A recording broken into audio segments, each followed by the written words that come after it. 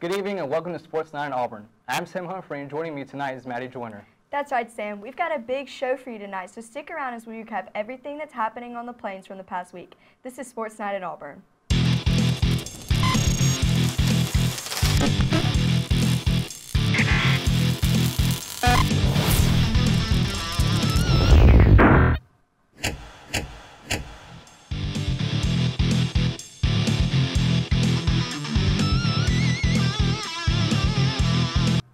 Auburn basketball has been up and down all season, not living up to the expectations of fans after a season that had everything from an SEC regular season title and a March Madness appearance last year.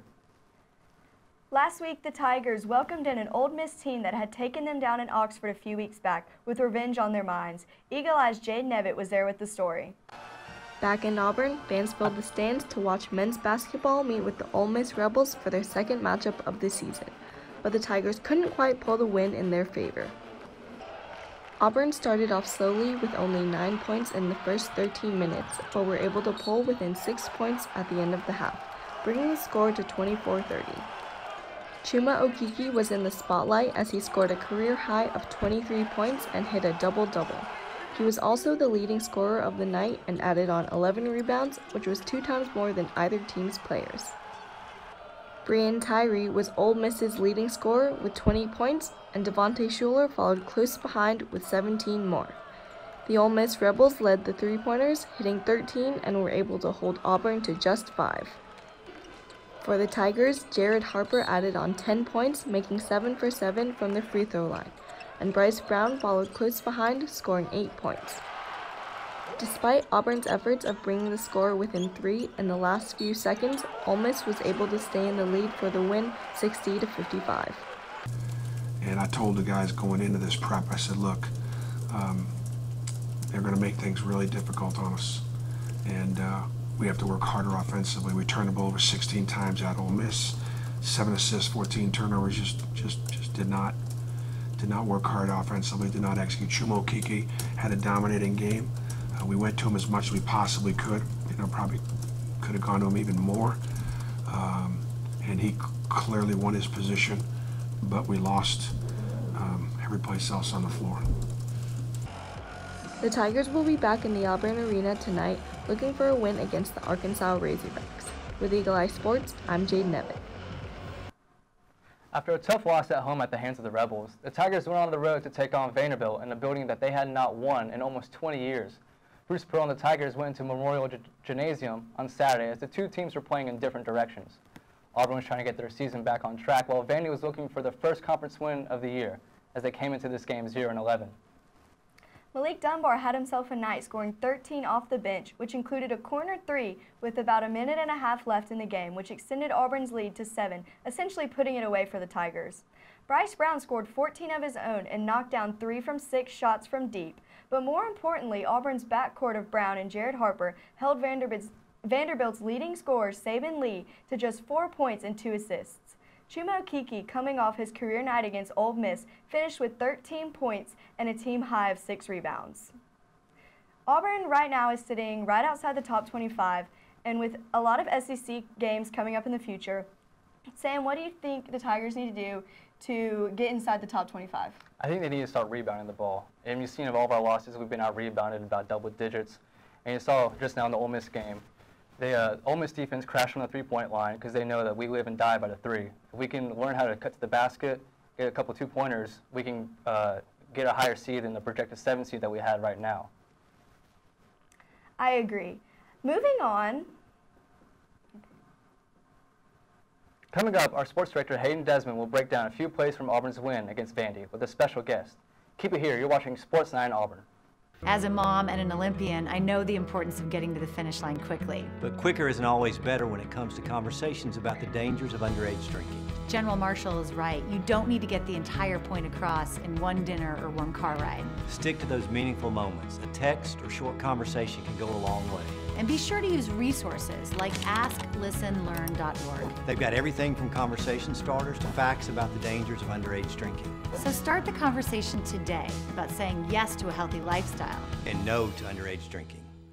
I believe this is a practical world and that I can count only on what I earn. Therefore, I believe in work, hard work. I believe in education, which gives me the knowledge to work wisely and trains my mind and my hands to work skillfully. I believe in honesty and truthfulness, without which I cannot win the respect and confidence of my fellow men. I believe in a sound mind, in a sound body, in a spirit that is not afraid, and in a clean sport that develops these qualities. I believe in obedience to the law because it protects the rights of all. I believe in human touch, which cultivates sympathy with my fellow men and mutual helpfulness and brings happiness for all. I believe in my country because it is a land of freedom and because it is my home, and that I can best serve that country by doing justly, loving mercy, and walking humbly with my God. And because Auburn men and women believe in these things, I believe in Auburn and love it.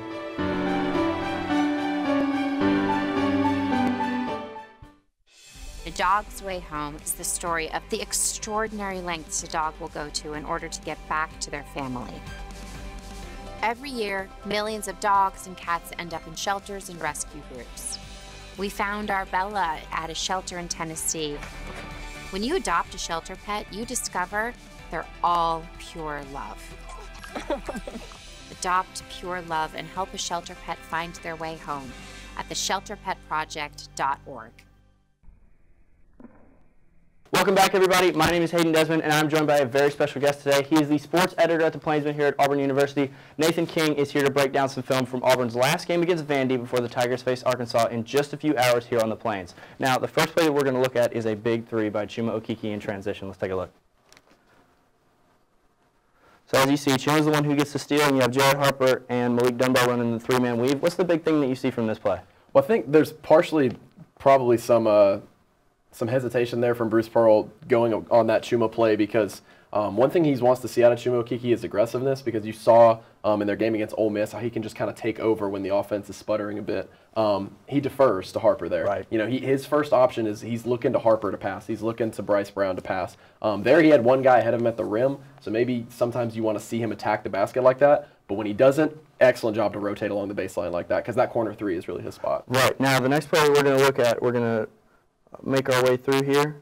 This play really shows off Malik Dunbar and his athleticism. As you can see, he's at the three-point line when this play starts, and he's able to close the gap and block the shot from ever even getting completely developed. So what do you see there? I'm convinced that Malik Dunbar has absolutely no body fat on him. He's just the absolutely most cut dude on the team, extremely athletic, and that's what Auburn wants from him. Last year, I feel like he was mostly that defensive efficiency guy. Didn't have much of a jumper. In the offseason, he talked about how much he worked on his jump shot, how much he worked on his offense. And now with Samir Dowdy, he's not in doubt for tonight. He's going to play. But with his health kind of dwindling over the course of the season, has Malik Dunbar maybe earned himself that starting spot at the three? Because he would certainly be a bigger guy than Samir Dowdy. I definitely think that's a good point, especially as we head later into the season. Now, the last play that we're going to look at is one of the key plays in the game and one of my favorites because I love transition and good point guard play. From one of the best in the SEC, Jared Harper just finds the open man is one of the things that he is great at, especially when it comes to big plays like this. And that was a close game. Tigers are only up by 6. That's a possession where you want to get points, and you want to put yourself up in a position like that. Yeah, I think he snake-eyed there. I'm pretty sure he looked at Bryce Brown in the corner and gave it behind his back. No, when Harper's on, he's on, and there's pretty much that's when Auburn wins games. Another Bruce Pearl thing about his frustrations with this team this year, which he's very transparent about, is when Jared Harper doesn't win, and when Jared Harper's not having a good game, they just can't seem to win. That was the case against Ole Miss, tied a season-high 6 turnovers in that game. Really came back to form against Vanderbilt. If he has a good game tonight, they should be able to roll against Razorbacks. Now, we talked a little bit about how you're the sports editor over at the Plainsman, so I wanted to ask you, you wrote an article recently about how the SEC tournament would look if the season ended today. Can you explain a little bit about that? Yeah, so basically you've got your 3 tiers of teams right now. I don't think the top 4 is really going to change. You got your 1 seed, Tennessee, 2 seed LSU. That's a huge game in Baton Rouge on Saturday. LSU could go into the driver's seat for the regular season title. Kentucky at number 3 and Ole Miss at number 4. So a lot of people were really frustrated about that Ole Miss loss. That's the 4th best team in the conference right now. Right now Auburn's a 7 seed. I think anytime you're hanging around a single-digit seed, especially when the SEC is as competitive as it is this year, but right now they would play Arkansas as the 10 seed. And so maybe these seedings will change. You know, they could play anybody from a Florida to an Alabama to a Missouri if they kind of go on a run. But I don't really think the tiers are going to change. You got your best teams, you got your teams in the middle, which unfortunately for Auburn fans, that's kind of where the Tigers are falling this year. And then you've got your teams down at the bottom, which Alabama seems like they want to go there because they've just been losing like crazy recently. And you mentioned Arkansas. The Tigers have a big matchup against the Razorbacks tonight. How do you see that playing out? So it's going to be really important for Austin Wiley to be back healthy, especially on defense. 0-4 shooting against Vanderbilt. He's really had an inefficient last few games. He's been recovering from that right leg injury, but a big matchup tonight is to watch him against Daniel Gafford, because in Auburn Arena specifically, without Wiley, these guys have just been eating on defense. Reed Travis for Kentucky. Was it Tillman for Missouri? Right. When they can get their back to the basket against an Anthony McLemore right under the rim, McLemore's just not the same player he was last year when he was flying in for blocks, just unfortunately because of that injury. So that's going to be huge. And if they can get Gafford, who had 27 points and 10 rebounds in this game last year against Auburn, if they can get Gafford to pass out of double teams, Arkansas doesn't shoot the three very well. They've got Isaiah Joe, who's the #1 freshman three-point shooter in the country. He's got 87 threes on the year. He shoots about a 42-43% clip from three. That's the best in the nation among freshmen. For the rest of the team, not so great. So if they can get Gafford into some double teams, defend him well in the post, make sure Joe doesn't go off like some players have been doing against Auburn recently. They're good players going off. They should be able to get this one under wraps. But Arkansas is a team on the fringe right now. They're on the bubble. They want to make it into the tournament. This is a game they want really badly. Yeah, I can see that happening. Now we're gonna shift from basketball into more of what you do over at the Plainsman. One of your favorite segments that I do is what you call Behind the Bylines, where if Auburn's playing on the road, you talk to the local media and everything to see what they're thinking, bringing the Tigers into their home floor. So talk a little bit about that. Yeah, Behind Enemy Bylines is something we've been doing for a while. I reach out to the other paper's sports editor. One of my buddies from Georgia Southern was just in town over the weekend. So I kind of reach out to them beforehand on Twitter, which is pretty much how you meet people nowadays in this kind of industry. But it's a lot of fun. You get to meet people that have the same aspirations as you. They're trying to do the same things as you. They're trying to push out good content for their respective paper. And it's good. The people who read our paper seem to like it a lot because it is that insider's. I joke around saying an insider's preview of an Arkansas, Georgia Southern, what have you. But it really is. We're not covering these teams 24/7 like we cover Auburn. Exactly. And it's been reciprocated a few times. They'll go after us and ask us our opinion. So I've had a lot of fun with it. Okay, so your first piece ever, I went back, I did my homework today. Your first piece ever was a 2016 piece about the 2016 Auburn football season, and that season ended with a loss to Oklahoma and Baker Mayfield in the Sugar Bowl. Right. And that was the Sean White year, broke his arm, a lot of injuries there. You talked about that in the piece, and you talked about how Rhett Lashley was on his way out. Yes. And that Gus Malzahn might not have been the offensive mastermind that a lot of people have said. Do you still stand behind those statements? What do you think about that? Gus has had an interesting past few years in terms of his development as an offensive mind. Now, obviously, he's calling all the plays. Kenny Dillingham is going to be off to the side. He's going to be the game planner. Don't get that wrong. Dillingham still has a huge role. There's tons of offensive coordinators who don't actually call the plays during their game. For Mike Norvell at Memphis, Kenny Dillingham did the same thing. He's used to this kind of situation. And it worked out pretty well for Auburn in the Music City Bowl. 63 points on Purdue, SEC high for a bowl game, all kinds of crazy records. But back then it really looked like Gus was losing his magic, everyone jumping off the Gus bus, like they like to say. But then it was interesting the next year. You got like a pure passer in Jarrett Stidham, and Gus started to lean more toward the passing game. That was all the offense they really had this year. If Boobie Whitlow wasn't healthy, they had to rely completely on Jarrett Stidham. So that's interesting, I think, for the quarterback battle going forward, because do you go to a pure passer like Bo Nix? He's athletic. Yes, he's a dual threat kind of guy, but he's got the best arm. Or do you go back to Gus Malzahn can only run the triple option? Well, if you look the past 2 years, he's mainly gone after the passers. So that's the most interesting thing to me about the Auburn offense moving forward, this quarterback battle. Now, speaking of the football guys, you have a lot of Auburn guys who have gone pro and become successful, and especially you have 3 guys this year in Jarrett Stidham, Deshaun Davis, and Darius Slayton that are going to the Combine. How do you think that they can impact a team at the next level if they take their talents? So Jarrett Stidham is a guy that a lot of Auburn fans obviously didn't end the year very high on because he had a lot of inconsistencies, but that was a big part of having this weak offensive line that people are pretty sure J.B. Grimes is going to get them going over the next few years. Especially next year, they're going to start all 5 seniors. But give Jarrett Stidham an NFL offensive line, give him offensive pieces around him, and a well-oiled offense in the pros, and I think he's going to do just fine. He'll be a guy that I think will be a 2nd to 3rd round pick. Mel Kiper said the other day he sees him as a 2nd to 3rd round guy right now. That's before pro day. That's before the combine. He's got great measurables. We know that. He's got an absolute cannon for an arm. Problem was he overthrew some guys this year with said cannon. But once he gets into an NFL system, I feel like he'll be fine. Probably a guy that you can see him maybe being a backup for a few years and then becoming a starter. Slayton is a guy that I think a lot of people were maybe surprised at. But if you look at the production from some of these young receivers like an Anthony Schwartz and like a Seth Williams, they were on the come up. And did Slayton think maybe I've had my best year? Again, the quarterback uncertainty, is he going to get passed to as much? So that was a guy who came out, surprised some people. He's getting 5th, 6th, 7th round grades. He's got just top-end speed. And then Deshaun Davis was the other guy you mentioned. I think that's the guy that all Auburn fans are just going to be rooting for. Just an absolute dude off the field. Like, his character is something that he holds himself very highly on. On the field, a little undersized for a linebacker. What position is he exactly going to play? that remains to be seen. I know he's not getting on many draft boards right now, but let him show some at the pro day. Let him show some at combines. I think where he's going to shine is going to be in the interviews, because it's hard not to love that guy. Exactly. So. Now, last question I have for you today. You went from a columnist to the assistant sports editor. Now you're the head sports editor. Yes. What advice do you have for young guys who are trying to break into this business like we are? So I started at the Plainsman in August of 2016 as just a regular old sports writer.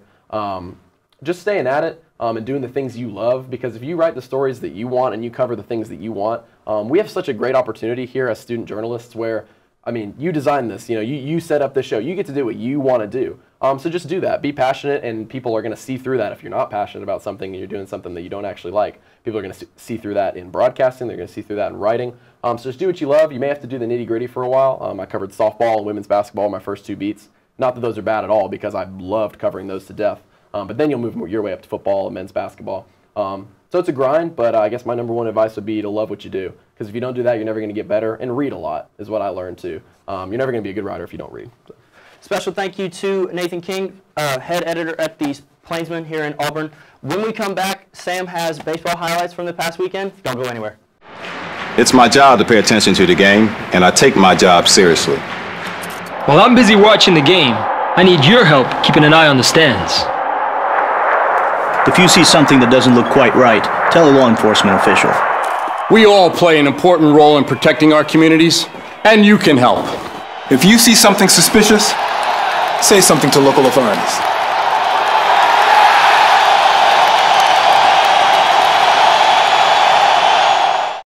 Green hat, red hat, oops.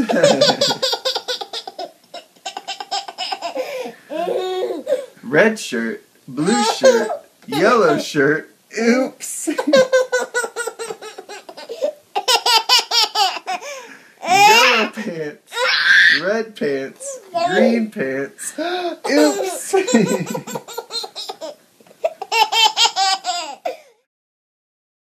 I see you mobbing over her. Let's go. Let's mob. Let's crawl. Let's crawl. Let's crawl. Plainsman Park was full last weekend as Auburn opened baseball up with their season series against Georgia Southern.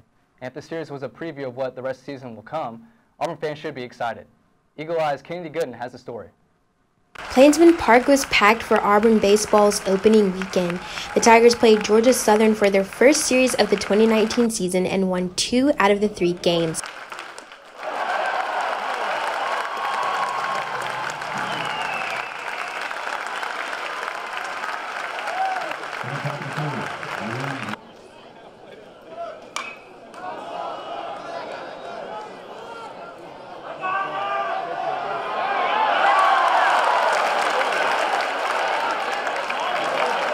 On Friday, Auburn won the opening day with a score of 11-2. Saturday, they had their first loss of the 2019 season after 13 innings. The extra innings wasn't enough for the Tigers to defeat the Eagles. GSU won the game with a score of 5-2, but on Sunday, they bounced back and defeated Georgia Southern 4-3. Auburn baseball's next stop will be back in Plainsman Park to take on Alabama A&M for a 2-game series. This is Kennedy Gooden reporting live from Eagle Eye TV.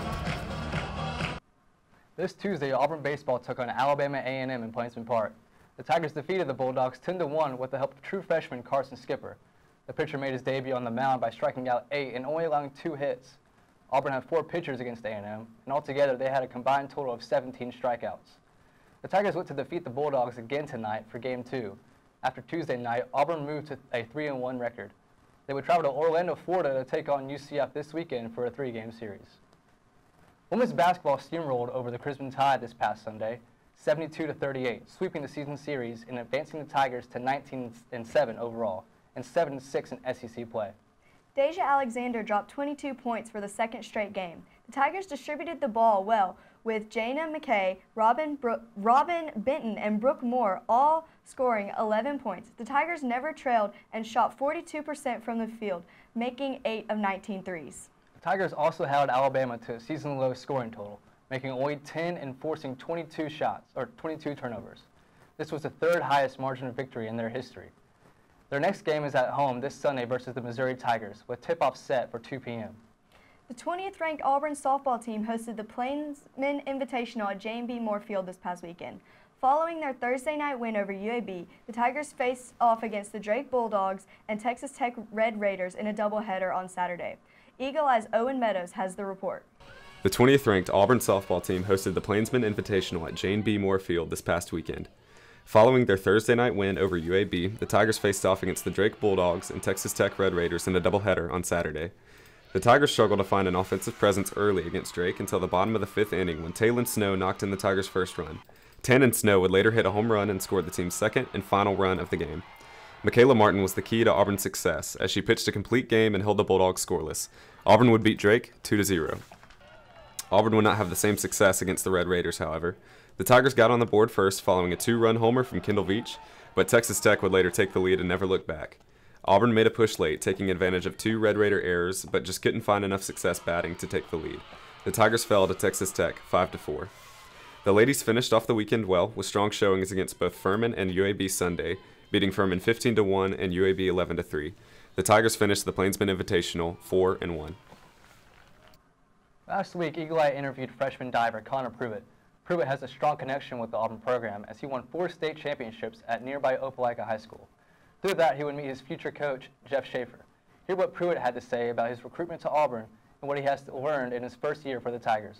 A lot of things that led to Auburn. Home pool advantage is always nice. Been here for so long, so it's just a home feel. Jeff, being the amazing coach he is, led me coming here. The team environment led me here. My official visit was one of the most fun times I've ever had, and yeah, all the competitions here at State really helped. The home, like I said, the home field advantage definitely was nice for me. In practicing so much, it can get very taxing and strenuous on your body, and it hurts. And it sucks sometimes, and you're gonna get mad, but diving is a sport where anybody can win on any given day. So for me, the biggest thing is consistency, and that's definitely what I've learned through this whole NCAA type diving.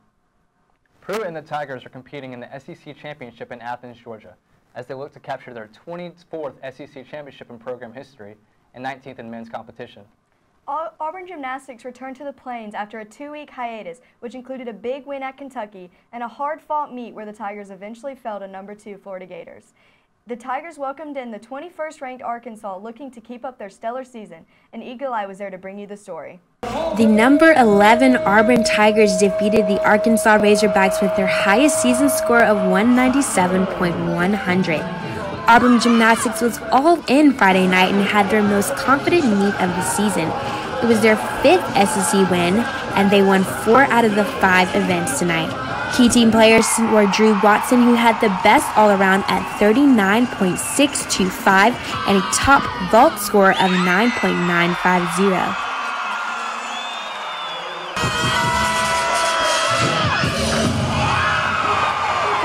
Darian Goborn had the best floor exercise with a score of 9.925. And Gracie Day led the team in parallel bars at a score of 9.975. Auburn Gymnastics' next stop will be in Denton, Texas to take on Texas Women's University on Sunday, February 24th at 2 p.m. This is Kennedy Gooden reporting live from Eagle Eye TV. Coming up, we'll tell you everything happening in the upcoming weekend on the Plains. Stay right here on Sports Night in Auburn. Get it.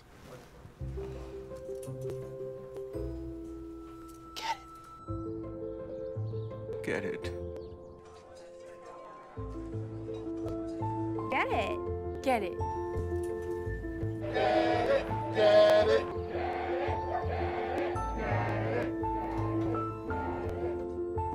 Is she gonna get it, Daddy? She'll get it. Get it. Get it.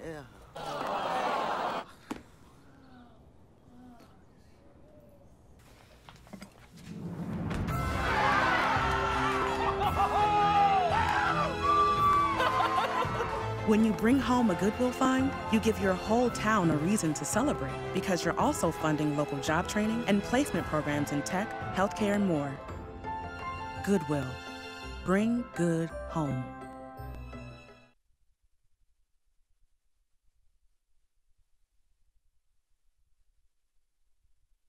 Home fire drills give your family a plan of action. In a home fire, you may have less than 2 minutes to get out. So when you drill, show everyone 2 ways out of the house, pick a safe meeting spot, and get there in under 2 minutes. Then practice home fire drills at least twice a year. You can even make them fun. So everyone knows the sound and exactly what to do when they hear a smoke alarm. Go to ready.gov/fire drill and learn how to prepare your family for home fires.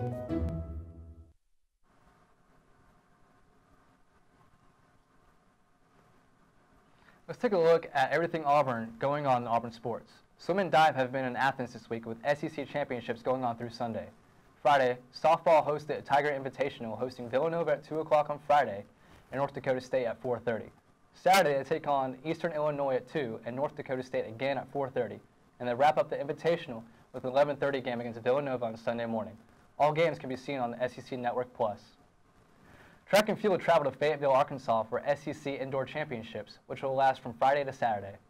Baseball starts a 3-game series against the University of Central Florida with on Friday and both Friday and Saturday games starting at 5 o'clock and Sunday's finale beginning at noon. Women's soccer hosts Mercer to kick off the spring exhibition season on Friday at 7 o'clock at the Auburn Soccer Complex.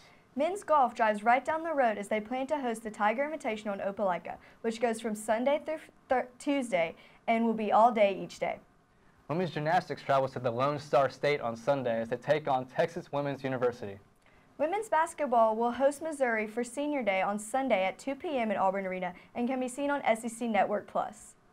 Well, that's all we have for you tonight. Be sure to follow us on Twitter at EETV_sports and follow Eagle Eye TV on Instagram. And don't forget to check out our website, eagleeyeauburn.com. I'm Maddie Joyner. And I'm Sam Humphrey. Thank you for joining us, and War Eagle.